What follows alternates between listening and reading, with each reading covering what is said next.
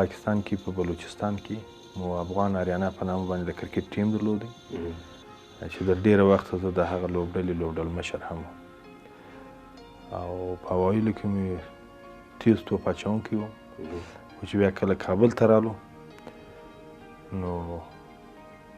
بیا مو سره سلو توپ اچوونکي یعنې بریک بالینګ وکوه ورسره بیټینګ وکوه نو بیا د وخت د فدراسیون چارواکو تصمیم په دې ونیوی چې زه د کابل د ولایت د کرکټ د استازي په توګه رسما معرفي کړم تقریبا 15 کاله د کابل ولایت د کرکټ استازی 15 کاله څه اضافه هم د مرکزي زون د مسؤل په صفت مې کار وکړي چې بندي امیر موږ ورته وایي په 2010 کې د لومړي ځل لپاره افغانستان ته ما د سپورټس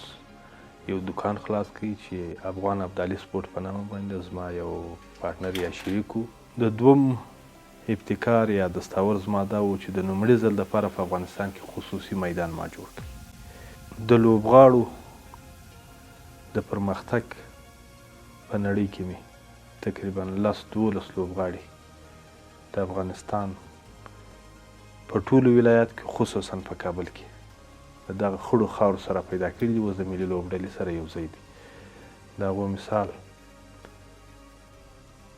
حشمت شهیدي حضرت الله زازی درویش رسولي افسر خان زازی محیب وریاخیل روخان بارکزی دا ټول هغه لوبغاړي وو چې دوی زما سره د کابل په لوبډله کې ما سره راټول کړل او کرکټ ته مې تشویق کړل یوازینی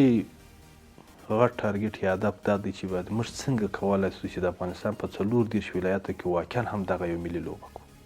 په دوم قدم کې باید موږ په افغانستان کې 4 یا 15 هغسې برجسته او په انټرنیشنل لیول باندې میدانونه ورسره اکیډمي ولرو